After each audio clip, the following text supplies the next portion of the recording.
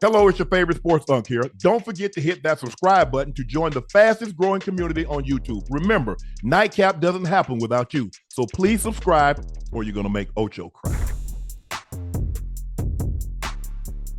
Russell Wilson is coming to the Giants with the expectation that he'll be the starting quarterback. In his presser, Ocho, he said, I expect to be the starter to come in here and be ready to rock and roll every day. I think this team is really looking for somebody to lead them in every way. Is this a match made in heaven for the Giants, Ocho? I mean, listen, or do you still remember now, Ocho, before you go? Come on. They gave Jameis 2 years, $8 million. Russ basically is a 1-year deal for $10.5 million. That's guaranteed. He can make up to $21 million, but he got to win like what? He gets X amount of dollars per win or something like that. Right.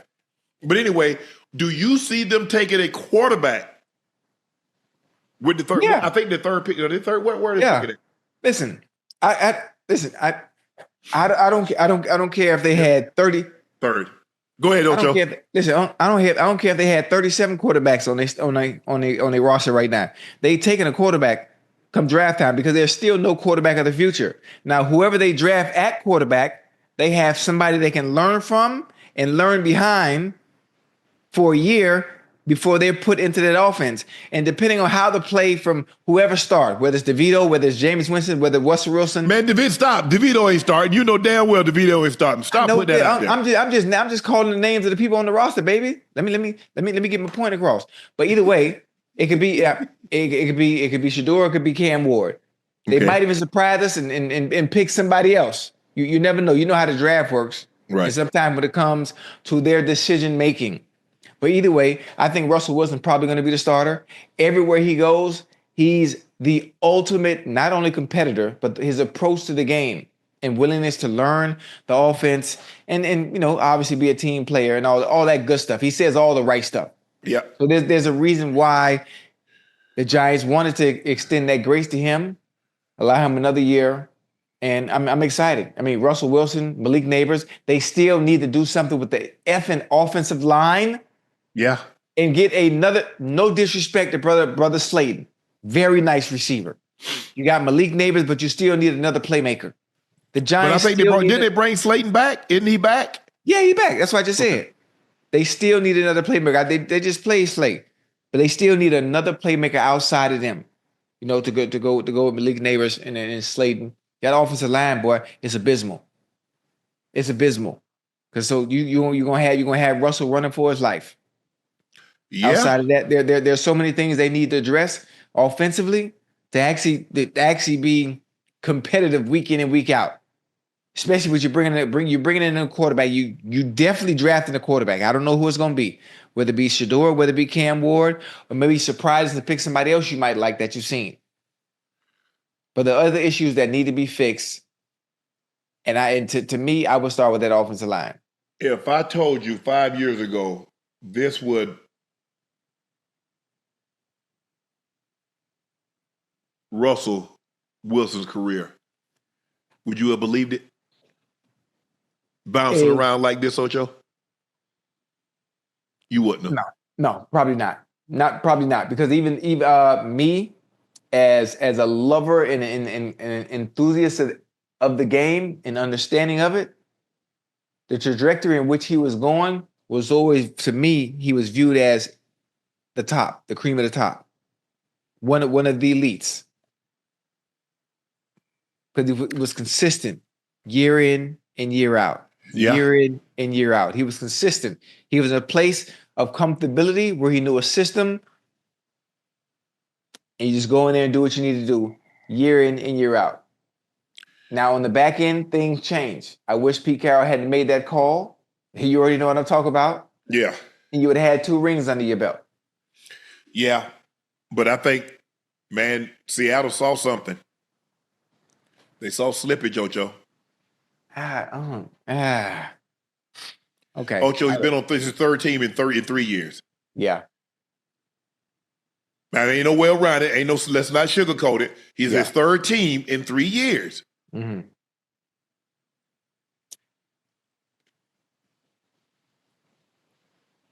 Right.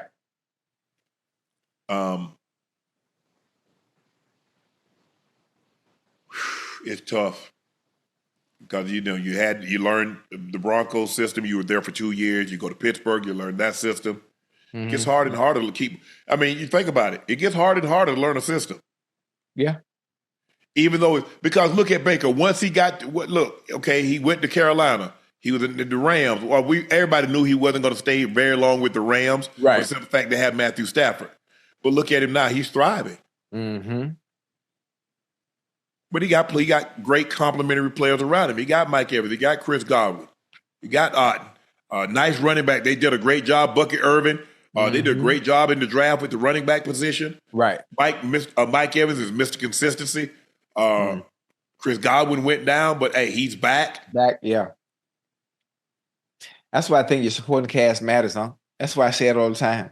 Listen, for a quarterback that may be on the decline, where he's not the same as he once was, if you're a quarterback and you're not in a position and you need those players around you to make you better, when you're not the caliber of player anymore to make them actually better, you have to be in the right system. Yeah. The right supporting cast, and everything will take off. It's hard to hide your weaknesses when those around you ain't that good. Oh yeah. It's very hard to hide your weaknesses. Yeah, because I'm gonna make you play to it. Hey, yeah, but man, and see, that's what makes the Eagles so difficult. Yeah, because if you take Saquon away, you got 2 guys outside that can make you pay. You got to deal with, yeah. Mm-hmm. So now, what do they do? It's like, we just go play zone because you can't run the football with what you got behind you, Patrick Mahomes. You can't run the football, right? So now they say, you know what? Hey, Kansas City say, nah, Saquon, we ain't gonna let you run us out the building. Right. And Hurst says, okay, I'll throw you out the building. Whole list. That's the thing. It's not that complicated. Mm-hmm. It's really not. You try to take away what the strength is, and if somebody beats you with what they said, okay, you just give them credit. I mean, if I'm Kansas City, you go to the middle of the field and say, hey, man, Jalen, congrats, man, good game. You got to live with that. You got to live with it. Because if Saquon had run everybody else out of the building. He didn't run you out of the building. Jalen Hurts did what he needed to do. He didn't throw for 300 yards, but he was accurate, and he made you pay.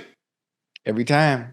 Ocho, the Patriots signed Stefon Diggs, 3 years, contract worth up to $69 million. Diggs is 31 years of age, working his way back from a torn ACL. Yeah. But Mike Vrabel is all in on Diggs, saying, just trying to make sure we're supporting Drake and supporting the football team. And again, this is a highly competitive, confident receiver that's produced throughout his career in multiple ways, play and style.